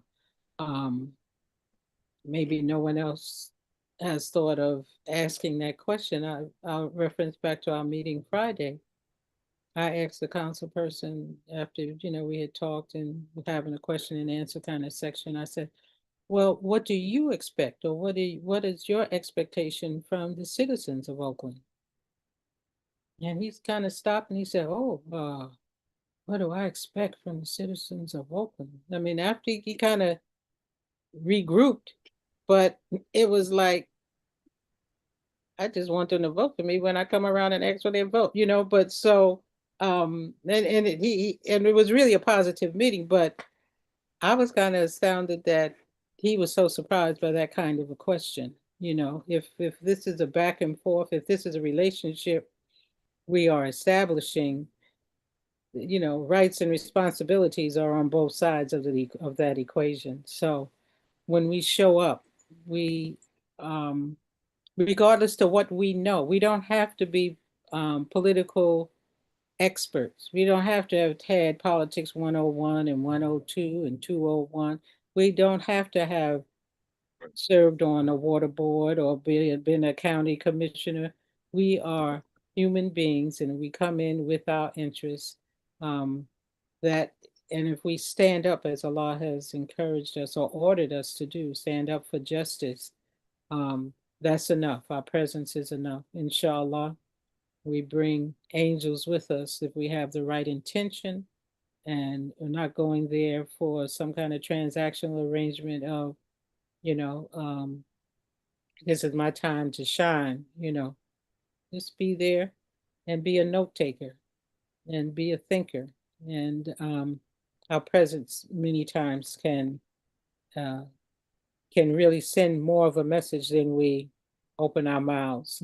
Sometimes it's best that we don't open our mouths. But inshallah. Cheryl, I see you come on screen, so it seems like you want to lead us out. I do. Thank you. And this is a good conversation to continue. Because everything you just said, I'm going to co-sign. Everything Brother Fleming said, I'm going to co-sign. And I just want to add that I think it's just so important, no matter, even if you just sit and listen, but to see Muslims. I don't know if any of you have seen the video that's gone a little bit viral. The women, and I think they were in NOI, but it was just because they were a group of about 20, 25 women dressed in hijab and dressed, of course, very conservatively, walking through an airport. I believe it was Philadelphia. And all Black women, of course. And people took notice. And with the Black woman who filmed them. And you could hear the people in the background saying these positive affirmations like, go ahead, sisters. This is what I'm talking about. Looking good. Represent. It was all really positive. And the sisters were smiling, and then they kept walking past. I think that we have to show up for moments other than protesting. Yes. We have to show up for moments other than saying what we don't like. We have to show up with a positive agenda. This is what, when we have to show up when someone supports us, as Brother Fleming said, in some of our interfaith work. And some of it might not be a Muslim, but it may be someone who's doing things that's positively impacting our communities. Because if it's positively impacting Black community, the brown community, there are Muslims there. So we have to widen the definition of, we know the definition of Ummah intellectually, but in practice, we need to widen what that means. And like I said, we can continue this conversation, but I'm in a group called Water Education for Latino Leaders.